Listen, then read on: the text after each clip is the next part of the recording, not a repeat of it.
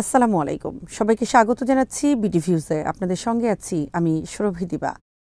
বাংলাদেশের মানুষ অনেক দিন পর এবছর এমন একটি রমজান মাস পেল যে মাসে নিত্য প্রয়োজনীয় দ্রব্যমূল্য অনেকটা সহনীয় অবস্থায় রয়েছে।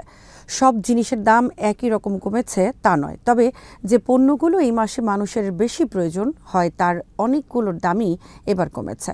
পাশাপাশি সরকারের পক্ষ থেকে সস্তায় মানুষের কাছে পণ্য পৌঁছে দেওয়ার জন্য টিসিবির মাধ্যমে ট্রাকে করে খাবার বিতরণও এবার বেশ দৃশ্যমান ছিল।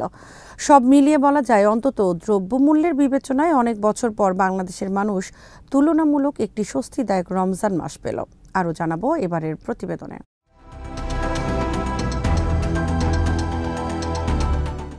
রোজার মাস চলে যাচ্ছে, অথচ ২৫ থেকে ৩০ টাকায় ১ কেজি পেঁয়াজ পাওয়া যাচ্ছে। এটি কয়েক বছর আগে ছিল রীতিমতো কল্পনা। কাঁচামরিচ পাওয়া যাচ্ছে ৫০ থেকে ৬০ টাকায়। ইফতারের মূল অনুষঙ্গ খাবার বানানোর প্রধান উপকরণ পেঁয়াজ ও মরিচের দাম কম হওয়ায় মানুষের জন্য তা সত্যি স্বস্তিদায়ক হয়েছে। কয়েক বছর আগেও দেখা গেছে বেগুনি বানানোর মতো বেগুন পাওয়া যেত না। বেগুনের কেজি ১৮০ থেকে ২০০ টাকাও হয়ে গিয়েছিল। বাধ্য হয়ে সে সময় প্রধানমন্ত্রী বেগুন না খেয়ে তার পরিবর্তে কুমড়ো দিয়ে বেগুনি বানানোর পরামর্শ দিয়ে আলোচিত হয়েছিলেন। পেঁয়াজ না পেলে কিভাবে তার বিকল্প বের করা যায় কিংবা কিভাবে স্টোর করে রেখে পেঁয়াজ বছর জুড়ে খাওয়া যায় সেই পরামর্শ দিয়েও তখনকার প্রধানমন্ত্রী হাসির পাত্রে পরিণত হয়েছিলেন।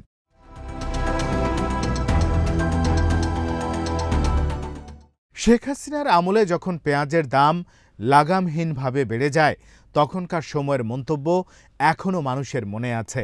এটি ২০১৯ সালের ২৯শে অক্টোবরের ঘটনা। তখন তিনি বলেছিলেন, পেঁয়াজ ছাড়াও রান্না করা যায়, আমাদের বাসায় পেঁয়াজ ছাড়া রান্না করা হয়। পেঁয়াজ নিয়ে এত অস্থির হওয়ার কি আছে আমি জানি না। ডিমের দাম যখন বেড়ে গিয়েছিল এবং আওয়ামী লীগের লোকেরাই যখন সিন্ডিকেট করে ডিমের দাম বাড়িয়ে দিয়েছিল, তখনও তিনি তাদের বিরুদ্ধে কোনো ব্যবস্থা নেননি। উল্টো মানুষকে ডিম নিয়েও কিছু পরামর্শ দিয়েছিলেন।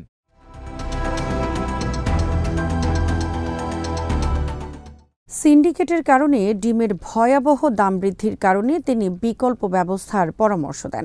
সিন্ডিকেট ভাঙার জন্য কিছু করার পরিবর্তে এই বিকল্প ব্যবস্থাটি যথাযথ হিসেবে মনে করেন তিনি। শেখ হাসিনা তখন বলেছিলেন, এখন ডিম নিয়ে ওরা লাফালাফি শুরু করেছে।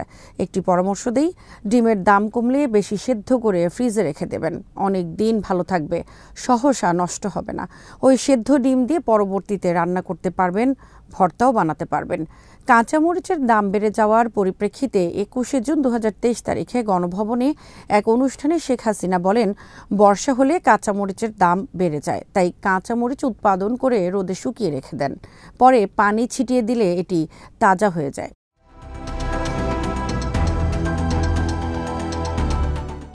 ২০২২ সালের ৬ এপ্রিল বেগুনের দাম আকাশ ছোঁয়া হওয়ার প্রেক্ষিতে শেখ হাসিনা বলেছিলেন, কয়েকদিন আগে বেগুনের দাম ১১০ টাকার উপরে চলে গেল, সেটা এখন কমে ৮০ টাকায় এসেছে। তা বেগুন দিয়ে বেগুনি না খেয়ে আরও যেসব সবজি সহজলভ্য সেটা দিয়ে খেলেই হয়, আমরা তো তাই খাই। বেগুনি না বানিয়ে মিষ্টি কুমড়া দিয়ে খুব ভালো বেগুনি বানানো যায়, আমরা এভাবে করি, সেভাবে করা যায়।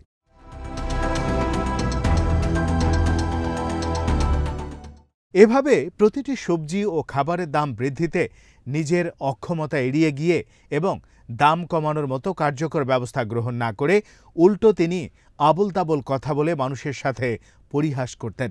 জিনিসপত্রের দাম ছিল মৌলিক একটি ইস্যু, যা শেখ হাসিনার বিরুদ্ধে প্রতিবাদী হতে মানুষকে উদ্বুদ্ধ করেছিল।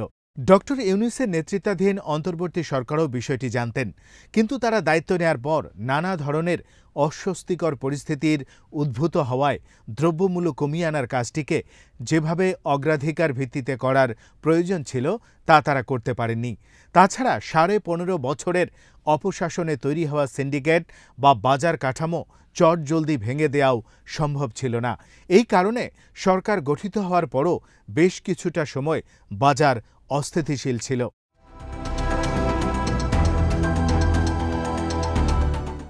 তবে আওয়ামী লীগ আমলের সাথে এই আমলের বড় পার্থক্য ছিল, আওয়ামী মন্ত্রীদের কোনো জবাবদিহিতা ছিল না। তারা নিজেদেরকে নির্বাচিত বলে দাবি করলেও কার্যত জনগণের প্রতি তারা দায়বদ্ধতা অনুভব করেননি কখনোই।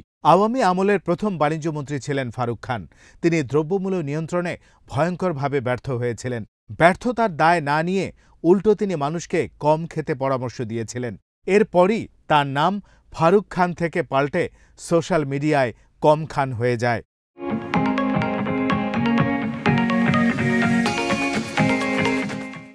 দ্রব্যমূল্য নিয়ন্ত্রণে এই ব্যর্থতা পুরো ১৫ বছর ধরেই দৃশ্যমান ছিল।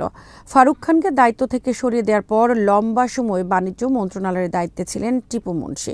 তিনিও দ্রব্যমূল্য নিয়ন্ত্রণে আনতে পারেননি। দ্রব্যমূল্য বৃদ্ধি নিয়ে গত সরকারের মেয়াদ জুড়ে আলোচনায় ছিলেন তিনি। বাজারের অস্থিরতার কারণে সাধারণ মানুষের নাভিশ্বাস হলেও মন্ত্রী ছিলেন নির্বিকার। বাজার সিন্ডিকেট ভাঙতে পারবেন না বলে সংসদে স্বীকারোক্তিও দিয়েছিলেন। দ্রব্যমূল্য কমাতে কার্যকর কোনো ভূমিকা নিতে পারেননি তিনি। আর এসব কারণেই ২০২৪ সালের ডামি নির্বাচনের পর নতুন মন্ত্রিসভায় জায়গা হয়নি তার। এরপর বাণিজ্য মন্ত্রণালয়ের গুরুত্ব আরও কমিয়ে দিয়ে শেখ হাসিনা এই মন্ত্রণালয়ে আহসানুল ইসলাম টিটুকে প্রতিমন্ত্রী হিসেবে দায়িত্ব দেন। টিটু দায়িত্ব নিয়েই বড় বড় অনেক কথা বললেও শেষ পর্যন্ত তিনিও কার্যকর কিছুই করতে পারেননি।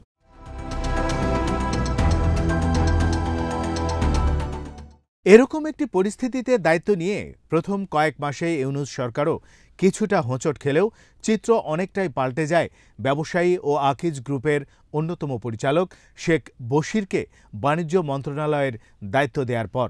তিনি পরিমিত কথা বলেন এবং বাস্তবসম্মত পদক্ষেপ নিয়ে শুরু থেকে প্রশংসা কুড়ান। তিনি বাজার মনিটরিংয়ের কাজ জোরদার করেছেন। টিসিবির মাধ্যমে ব্যাপকভাবে মানুষের কাছে স্বল্পমূল্যে খাবার পৌঁছে দিতেও তিনি তৎপর হয়েছেন। এর সুফল এবারের রমজানে পাওয়া গেছে।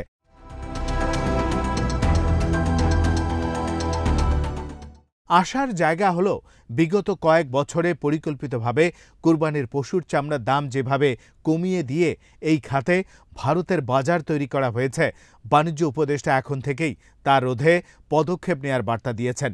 সম্প্রতি তিনি একটি অনুষ্ঠানে বলেছেন, কোরবানির চামড়া সংরক্ষণ এবং ন্যায্য মূল্য নিশ্চিত করতে সরকার পদক্ষেপ নিয়েছে উল্লেখ করে বাণিজ্য উপদেষ্টা বলেন, এবার সরকার মাদ্রাসা ও এতিমখানায় কোরবানির চামড়া সংরক্ষণের জন্য লবণ পৌঁছে দেবে। আপনাদের দায়িত্ব হবে চামড়া কোরবানির দিনেই বিক্রি না করে পরিষ্কার করে লবণ দিয়ে সংরক্ষণ করবেন। ৭ দিন পরে বিক্রি করলে উপযুক্ত দাম পাবেন।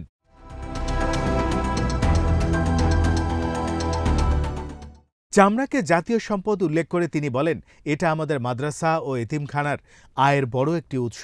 চামড়া শিল্পের বিকাশে শিল্প মন্ত্রণালয় ও বাণিজ্য মন্ত্রণালয় যথাযথ উদ্যোগ নিচ্ছে।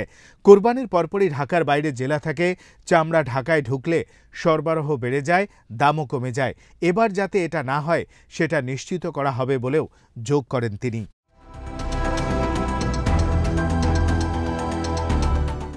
দ্রব্যমূল্য নিয়ন্ত্রণে সরকারের এই সফলতা উঠে এসেছে খোদ প্রধান উপদেষ্টা ডক্টর ইউনূসের সর্বশেষ ভাষণেও।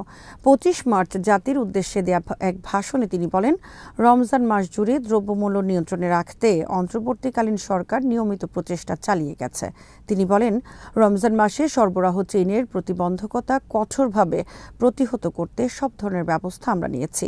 দেশের সকল জায়গা থেকে খবর এসেছে যে এই রমজানে দ্রব্যমূল্য আগের তুলনায় কমেছে, জনগণ স্বস্তি পেয়েছে। দাম নিয়ন্ত্রণে এই প্রচেষ্টা চলমান থাকবে। তিনি আরও বলেন, বর্তমান সরকার দায়িত্ব গ্রহণের পর থেকেই দ্রব্যমূল্য নিয়ন্ত্রণে জোর ব্যবস্থা নিয়েছে। রমজান ও ঈদে বড় চ্যালেঞ্জ ছিল জিনিসপত্রের দামের লাগাম টেনে ধরা, বিদ্যুৎ সরবরাহ নিশ্চিত করা। এ রমজানে যাতে কোনো পণ্যের দাম বেড়ে না যায় এবং বিদ্যুৎ সরবরাহ যেন বিঘ্নিত না হয় সেজন্য আমরা সর্বোচ্চ চেষ্টা করেছি।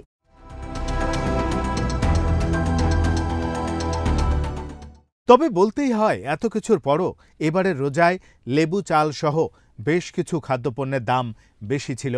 মাছ গোশতের বাজারও দ্রব্যমূল্য খুব বেশি কমেনি। চালের বাজারেও স্থিতিশীলতা আসেনি। আর সবচেয়ে বড় ভোগান্তিতে মানুষ পড়েছে ফলমূল ও বাজারের ইফতার করতে গিয়ে। খাবারের দাম বাজারে যতটা কমেছে, ইফতারের বাজারে তার ইতিবাচক প্রভাব সেভাবে পড়েনি। ফলমূল অনেকটাই মানুষের হাতের নাগালের বাইরে। এক্ষেত্রে সরকারের দায় যতটা, তার তুলনায় বেশি দায় অর্থলোভী ব্যবসায়ীদের।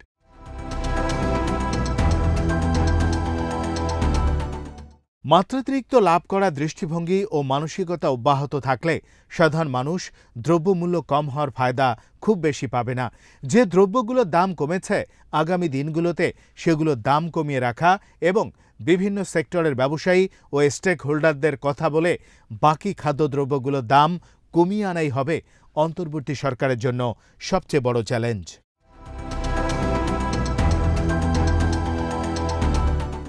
আজ এখানেই শেষ করছি। সবাই ভালো থাকুন, সুস্থ থাকুন আর দেখতে থাকুন বিডি ভিউজ। চ্যানেলটি ভালো লাগলে সাবস্ক্রাইব করুন, সংযুক্ত থাকুন আমাদের ফেসবুক পেজে। আল্লাহ হাফেজ।